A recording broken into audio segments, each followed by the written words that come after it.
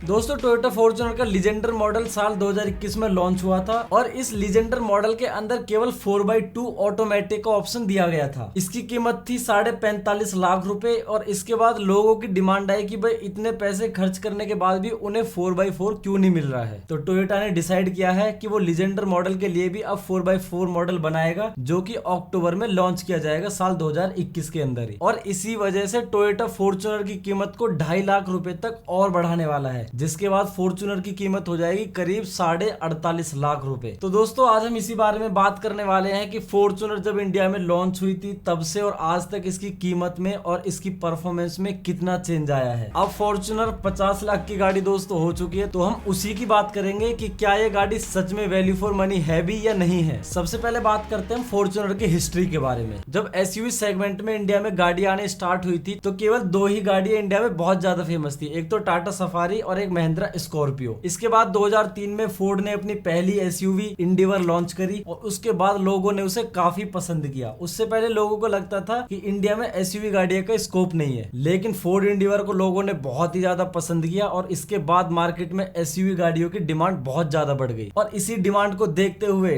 Toyota company ने साल 2009 में फॉर्च्यूनर को लॉन्च किया। हालांकि उससे पहले भी इंडियन मार्केट में टोयोटा की 2 एसयूवी चल रही थी, एक तो इनोवा और दूसरी पराडो, लेकिन इन दोनों की कीमत में दोस्तों बहुत ही ज्यादा अंतर था। इनोवा उस टाइम पर 12-13 लाख के करीब आती थी और पराडो की कीमत बहुत ही ज्यादा थी। तो टोयोटा ने डिसाइड किया था कि वो इन दोनों गाड़ियों के बीच में कोई एक गाड़ी लॉन्च करेंगे और उसी वजह से टोयोटा ने अगस्त 2009 में अपनी पहली फॉर्च्यूनर लॉन्च करी थी, जिसके अंदर केवल एक ही मॉडल लॉन्च किया गया था। उसमें 3 लीटर का डीजल इंजन था जो कि 4 व्हील ड्राइव थी। तो ये जो पहली जनरेशन की फॉर्च्यूनर आई थी उसमें वेट था करीब 2 टन के बराबर। इसी वजह से उसके सस्पेंशन में काफी प्रॉब्लम देखने को मिली और रोड पर उसकी ड्राइविंग को बहुत ही ज्यादा सराहना नहीं मिली थी। लेकिन फॉर्च्यूनर के लुक की वजह से लोगों ने उसको काफी पसंद किया और जो प्रॉब्लम्स लोगों को उसमें फेस हो रही थी टोयोटा ने धीरे धीरे उसके अपडेट लाने स्टार्ट किए और लॉन्च होने के पहले ही साल में मार्च 2009 से लेकर अप्रैल 2010 तक टोयोटा ने करीब 3310 फॉर्च्यूनर बेच दी थी। और उसके बाद अगले साल फॉर्च्यूनर की 11,500 यूनिट्स बेची गई थी पूरी इंडिया के अंदर। और जब टोयोटा फॉर्च्यूनर की 4x2 ऑटोमेटिक मॉडल लॉन्च करी गई साल 2014-15 में, तो टोयोटा ने करीब 16,250 यूनिट्स पूरे इंडिया के अंदर बेच डाली थी। और इसी के साथ ही टोयोटा इंडिया की ऐसी कंपनी बन गई थी जिसने एसयूवी सेगमेंट में इंडिया का 75% पूरा कवर कर लिया था। यानी कि एसयूवी सेगमेंट में 75% गाड़ियां केवल टोयोटा की ही देखने को मिलती थी। फिर साल 2016 में सेकंड जनरेशन की फॉर्च्यूनर लॉन्च करी गई और उसकी कीमत में बहुत ही ड्रास्टिक चेंज देखने को मिला, जिसकी कीमत थी 27 लाख से लेकर 33 लाख रुपए तक। उस टाइम पर दिल्ली एनसीआर में पॉल्यूशन को लेकर गवर्नमेंट काफी सख्त हो गई थी। इसी वजह से 3 लीटर डीजल इंजन को 2.8 लीटर डीजल इंजन में कन्वर्ट कर दिया गया था। और क्योंकि लोगों का उस टाइम पर डीजल से भरोसा सा उठ रहा था, क्योंकि गवर्नमेंट अलग अलग पॉलिसीज लेकर आ रही थी, इसी वजह से टोयोटा ने 2.7 लीटर का पेट्रोल इंजन और 2.8 लीटर का डीजल इंजन लॉन्च किया, ऑटोमेटिक और मैनुअल दोनों ही मॉडल्स में। हालांकि 4x4 का ऑप्शन केवल डीजल में ही दिया गया था। फॉर्च्यूनर की कीमत 2016 में 33 लाख के करीब हो गई थी, लेकिन इसकी कीमत के हिसाब से इसमें फीचर्स दोस्तों नहीं दिए गए थे। और इसकी जो कॉम्पिटिटर्स थी मार्केट में, जैसे फोर्ड इंडिवर, उसमें काफी सारे फीचर्स देखने को मिलते थे, लेकिन फिर भी मार्केट में जो वैल्यू टोयोटा फॉर्च्यूनर ने बना रखी थी वो बहुत ही ज्यादा भयंकर थी और टोयोटा फॉर्च्यूनर को कोई भी गाड़ी टक्कर नहीं दे पा रही थी। उसके बाद साल 2020-21 में फॉर्च्यूनर का नया मॉडल आया है, जिसकी कीमत अब हो चुकी है 45 लाख रुपए। और जो फॉर्च्यूनर का लेटेस्ट वर्जन आने वाला है लीजेंडर का 4x4, उसकी कीमत 48.5 लाख रुपए हो जाएगी। तो अब बात करते हैं कि ऐसी वो क्या चीजें हैं जो फॉर्च्यूनर को और गाड़ियों से अलग बनाती है और इतनी ज्यादा कीमत होने के बाद भी लोग उस गाड़ी को खरीदते हैं। तो सबसे पहली चीज जो टोयोटा को और गाड़ियों से अलग बनाती है वो है उसकी लुक। दोस्तों इसकी लुक इतनी एग्रेसिव है, आजकल आप देखते होंगे कि इंडिया के जितने भी पॉलिटिशियन है, नेता वगैरह है, सबके पास 4-5 गाड़ियां मिलती है, जिनमें से एक फॉर्च्यूनर पक्का होती है, क्योंकि इसकी जो रोड प्रेजेंस है वो काफी ज्यादा अच्छी है और लोग इसको काफी ज्यादा पसंद करते हैं इसकी लुक की वजह से। दूसरी चीज जो फॉर्च्यूनर को बहुत ही ज्यादा अलग बनाती है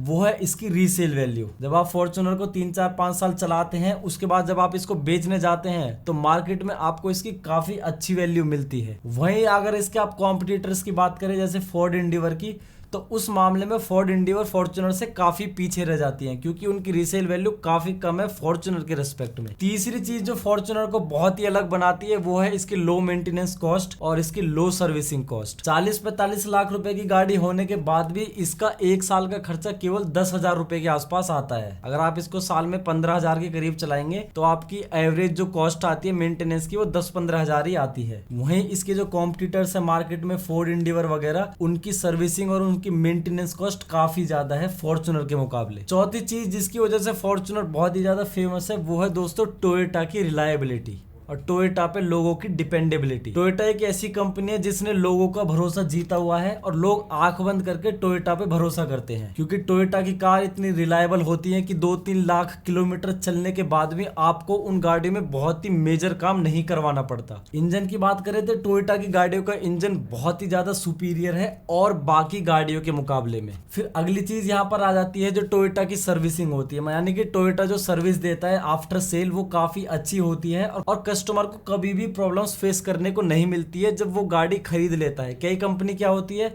वो खाली गाड़ी बेच देती है और उसके बाद जो सर्विस देनी होती है उसमें वो कोताही बरतती है, थोड़े पैसे बचाने के चक्कर में अच्छी सर्विस प्रोवाइड नहीं करवाती है। लेकिन टोयोटा इस मामले में काफी अच्छी कंपनी है और सेल के बाद भी वो काफी अच्छी सर्विस प्रोवाइड करती है। अब बात करते हैं last but not the least उस फीचर की जो गाड़ी को बहुत अलग बनाता है, और वो है दोस्तों इस गाड़ी की ऑफ रोडिंग। जब आप फॉर्च्यूनर में कभी ऑफ रोडिंग करेंगे तो आप देखेंगे कि कितनी पावरफुल ये गाड़ी है और कितना मजा इस गाड़ी को ड्राइव करने में आता है। इस गाड़ी के अंदर हमें 220 मिलीमीटर का जो ग्राउंड क्लियरेंस देखने को मिलता है और आप इजीली इस गाड़ी में बहुत अच्छे से ऑफ रोडिंग कर सकते हैं। 2.8 लीटर डीजल इंजन में आपको 420 न्यूटन मीटर का टॉर्क मिलता है, जिससे आपको एक अलग ही अनुभूति होती है बहुत ही अच्छे ड्राइविंग एक्सपीरियंस की। अब दोस्तों हम बात करते हैं जो फर्स्ट जनरेशन की फॉर्च्यूनर आई थी और जो अब लेटेस्ट फॉर्च्यूनर आई है उनमें फीचर्स में कितना ज्यादा फर्क देखने को मिला है। अगर मैं पहली जनरेशन वाली फॉर्च्यूनर की बात करूं तो वहां पर सेफ्टी के मामले में हमें केवल 2 एयरबैग्स देखने को मिलते थे, बाकी 2 इसमें पार्किंग सेंसर्स होते थे और इसके अलावा कोई बहुत ज्यादा खास फीचर्स उसमें हमें देखने को नहीं मिलते थे।